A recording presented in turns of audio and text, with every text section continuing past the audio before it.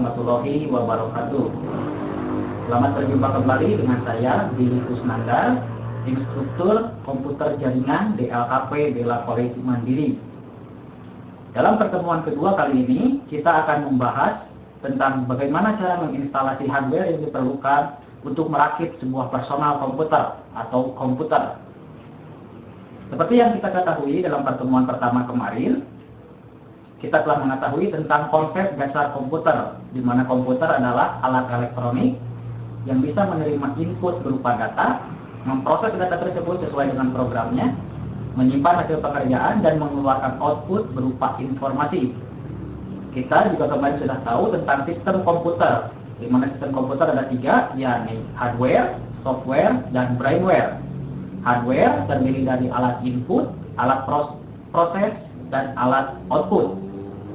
Software itu ada dibagi menjadi sistem operasi dan sistem aplikasi, sedangkan brainware adalah user atau pengguna. Dalam kesempatan kali ini, kita akan menginstalasi atau menghubungkan semua hardware yang diperlukan untuk merakit sebuah PC. Mari kita mulai pertemuan kedua kali ini. Baiklah, kita mulai pertemuan kedua kali ini dengan mengenal peripheral atau komponen-komponen yang akan kita rakit nanti menjadi sebuah PC. Yang pertama yang kita butuhkan adalah ini adalah sebuah casing, ya, casing dengan 3 tower atau yang berdiri, casing. Lalu yang kedua, yang paling penting, kita perlu sebuah power supply.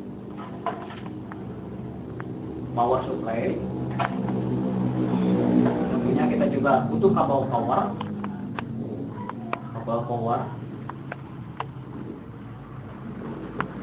Setelah itu kita butuh sebuah motherboard, di mana nanti bagiannya akan kita kenalkan satu-satu atau bisa dibaca juga di modul motherboard. Lalu kita, ini bagian terpenting, prosesor. Kita juga butuh blower, kipas dengan heatsink. Lalu RAM, memori RAM, ya. Setelah RAM kita hard disk untuk media penyimpanan, ya, hard disk. Lalu di sini ada CD-ROM atau DVD room, sesuaikan dengan kebutuhan. Ya. Lalu ada VGA card,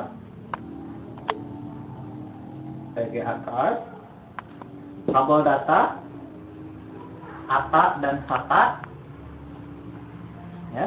Lalu beberapa buah baut untuk menghubungkannya. Untuk perlengkapan yang kita perlukan, kita hanya membutuhkan 1 buah obeng plus atau obeng kembang dalam bahasa masyarakatnya. Baik, itu saja mungkin peripheral yang perlu dasar untuk merakit sebuah PC. Kita lanjutkan dengan cara menginstalasinya. Sebelum kita mulai menginstalasi peripheral yang ada, sebaiknya Anda membaca terlebih dahulu bab tentang keamanan dan keselamatan kerja dalam merakit sebuah PC. Itu sangat penting sekali, karena selamat dalam hal ini adalah selamat bagi diri kita yang bekerja dan selamat juga untuk barang. Karena seperti yang kita ketahui, peripheral ini tidak memiliki harga yang cukup mahal.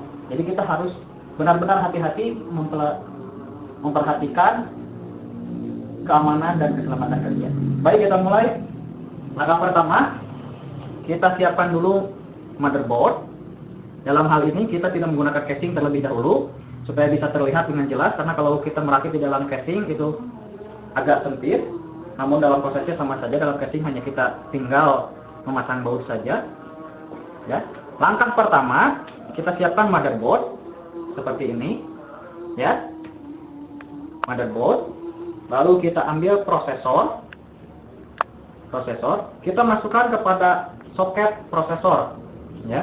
Jadi bagian ini disebut dengan soket prosesor, ya. Nanti Anda bisa baca di bab tentang bagian-bagian motherboard.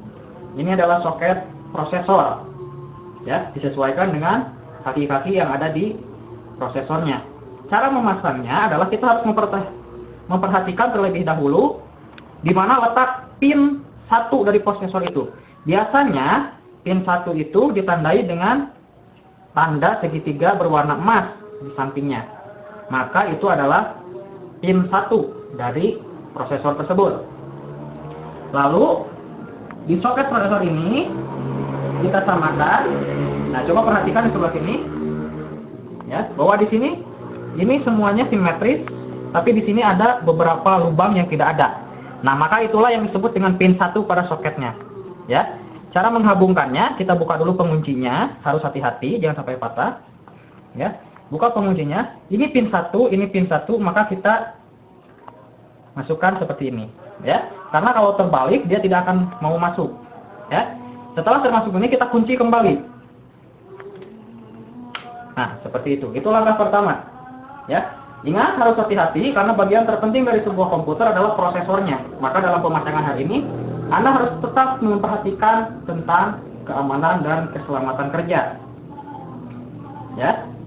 Begitu cara pemasangan. Saya ulangi. Cara membukanya, buka dulu kuncinya seperti itu. Dia akan sedikit tergeser ke sebelah sana soketnya itu. Lalu kita ambil seperti ini. Nah, itu. Cara memasangnya, kita samakan pin 1, kita masukkan, lalu kita kunci. Seperti itu.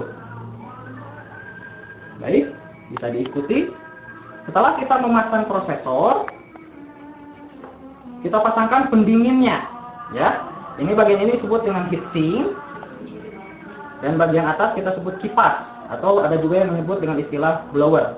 Caranya ini cukup, ini ada bagian putih, itu merupakan lem pendingin, ya. Biasanya kita sudah disediakan.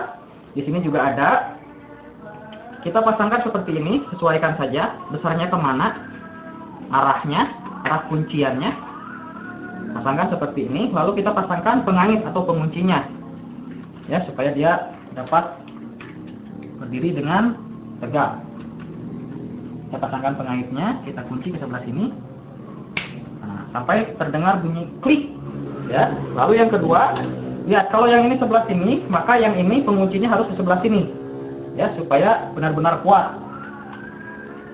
Kita pasangkan di sebelah sini satu. Ya, sebenarnya arahnya kemana saja boleh, yang penting ini kuat, ya.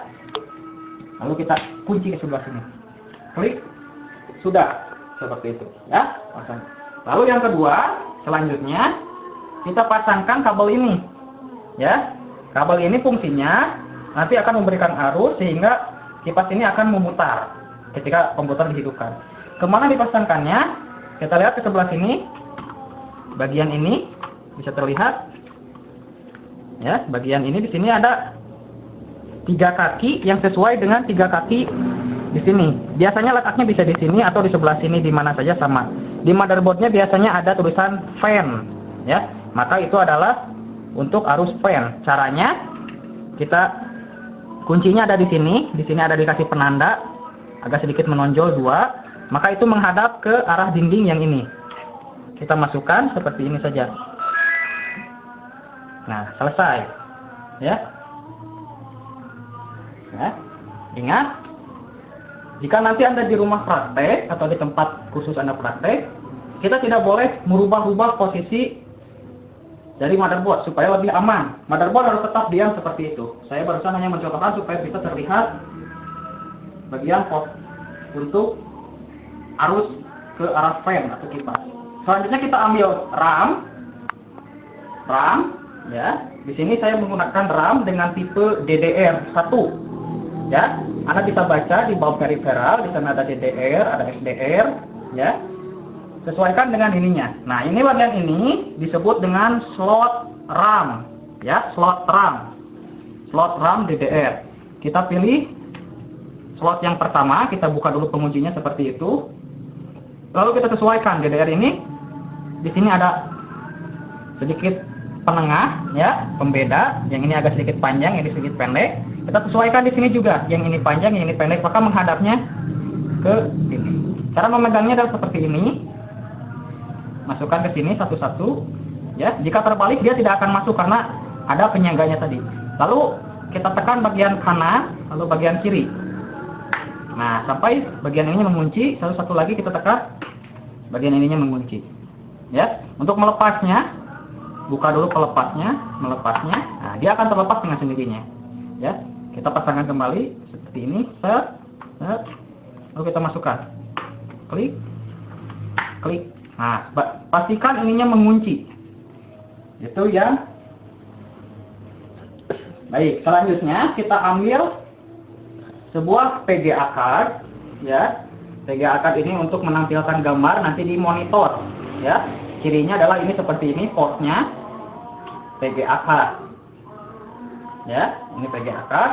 Di sini kita menggunakan slot AGP, ya. Nah, kita pasangkan ke slot AGP. Ini disebut dengan slot AGP, ya. Caranya sama, kita tinggal buka dulu penguncinya, ya. Lalu kita hadapkan bagian portnya ini ke belakang seperti ini, ya. Cara memegangnya seperti ini. Lalu cara memasukkannya, kita tekan ke belakang terlebih dahulu, lalu ke depan. Cara bergantian depan, belakang, sampai dia mengunci seperti ini. Nah, itu. Untuk cara membukanya, kita buka dulu penguncinya, lalu kita pegang seperti ini. Jangan dicabut langsung ke atas, tetapi kita goyang ke depan, ke belakang, ke depan, ke belakang, sehingga menjadi aman. Cara masangnya pun sama, ya. Ke belakang, ke depan, ke belakang, ke depan, lalu kunci. Seperti itu. Cukup mudah, ya. Lalu selanjutnya kita ambil power supply.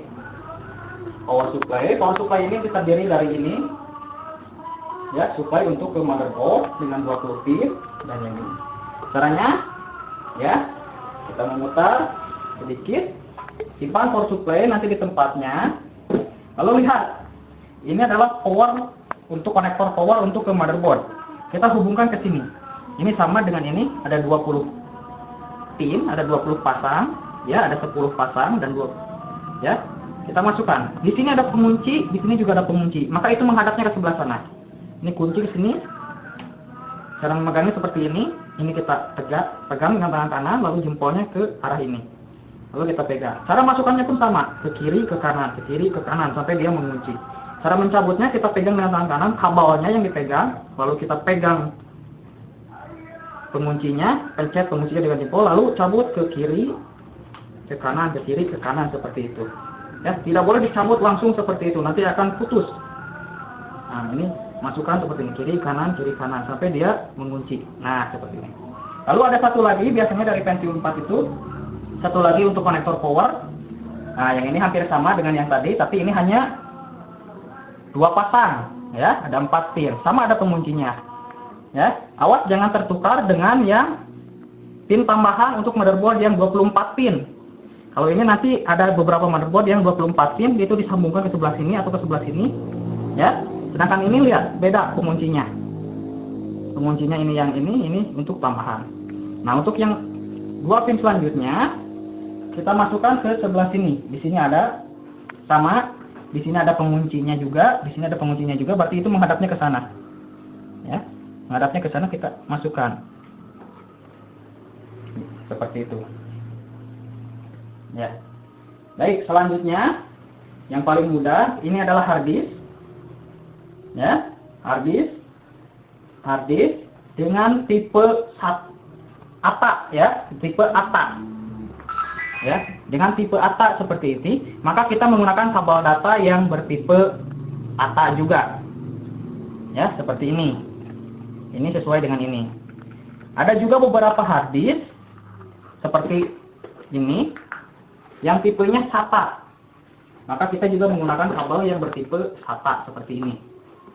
Ya, baik hard disk ataupun CD-ROM ataupun CD-ROM atau DVD-ROM ataupun hard disk, itu ada yang ATA, ada juga yang SATA. Seperti ini adalah contoh DVD-ROM dengan tipe ATA, dan yang ini adalah dengan tipe SATA. Cara menghubungkannya adalah, baik supaya Anda mengerti, saya gunakan hard disk yang bertipe ATA dan CD-ROM yang bertipe SATA, ya, SATA, SATA, dan ini tipe ATA. Ini SATA. Di sini ada konektornya sama. Di sini tipe ATA ada 2. Lalu di sini ada yang konektor untuk tipe SATA. Ya, jadi ini tipe ATA, ini SATA. kita pasangkan terlebih dahulu dari CD-ROM ya, dengan tipe SATA ya. CD-ROM dengan tipe SATA seperti ini. CD-ROM masukkan, lihat di sini dia bertipe L, huruf L. Ini pun juga berhuruf L. Kita tinggal cocokkan saja huruf L dengan huruf L. Nah, lihat ini juga dapat terlihat. Ini dia membentuk huruf letter L, ini juga letter L. Ya. Lalu kita masukkan juga ke sini. Letter L-nya tinggal disamakan saja. Ini adalah untuk kabel data. Ya, ini adalah kabel data. Lalu selanjutnya kita pasangkan powernya. Nah, ini juga power ini adalah power untuk yang tipe ATA, dan ada juga yang untuk tipe SATA seperti ini ya. Ini untuk tipe SATA.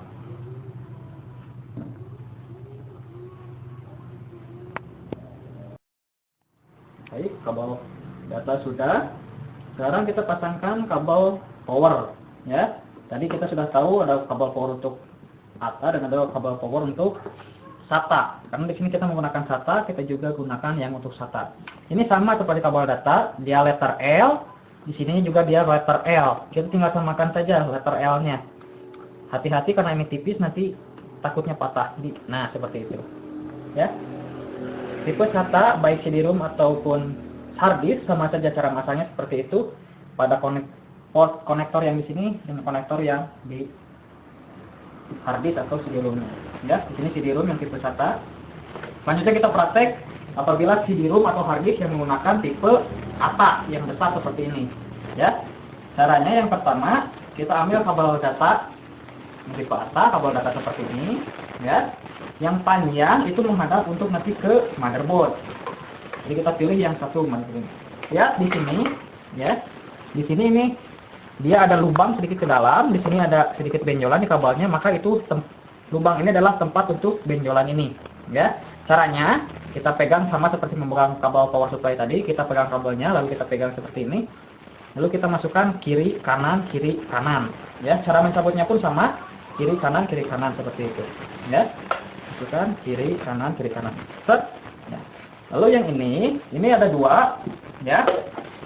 Dan nomor satu yang berwarna dan nomor satu berwarna putih. Biasanya di sini juga berwarna kuning atau berwarna biru. Yang berwarna ini artinya dia nomor 1, dan yang berwarna putih itu nomor 2. Kita pasangkan dulu ke nomor 1 ya. Cara masangnya sama. Di sini lihat, di sini kita bisa terlihat ada lubang sedikit. Di sini tidak full dinding ini. Ada lubang sedikit, itu tempat untuk benjolan yang ini. Lihat seperti ini, di sini nggak ada. Di sini ada benjolannya. Nah, itu tempatnya. Cara masangnya sama saja seperti tadi di hard disknya. Kita tempatkan seperti ini, lalu kita kiri kanan seperti itu. Set. Jangan dipaksa. Jika tidak bisa berarti jangan dipaksa, berarti ada pin yang tidak masuk. Nanti takutnya pinnya bengkok. Setelah itu kita pasangkan tadi ya kabel powernya. Kabel power di sini ada beberapa biji, itu bebas. Kita mau menggunakan yang mana saja bebas, tidak masalah ya. Yang penting tipenya sama, tipe ATA ya. Di sini ada 2, ada 3, ada 4 di sini ya. Kita bebas pakai yang mana saja, itu bebas, tidak jadi masalah. Caranya kita masukkan seperti ini. Nah, seperti itu. Ini hard disk sudah terpasang, kabel data, lalu kabel power. Yang ini juga kabel data, lalu kabel power. Setelah itu kita pasangkan kabel power ke power supply. Ya, sudah cukup dicolokkan seperti ini. Maka komputer siap untuk dihidupkan. Tinggal nanti kita colokkan ke sumber listrik, kita hidupkan ya. Demikianlah cara menyambungkan peripheral ke motherboard. Di pertemuan selanjutnya kita akan mencoba cara memasang peripheral ini ke dalam casing, lalu menghidupkannya untuk mengecek apakah kita berhasil atau tidak. Setelah itu kita akan cek BIOS, lalu instalasi sistem operasi. Sampai di sini dulu perjumpaan kita saat ini. Terima kasih. Assalamualaikum warahmatullahi wabarakatuh.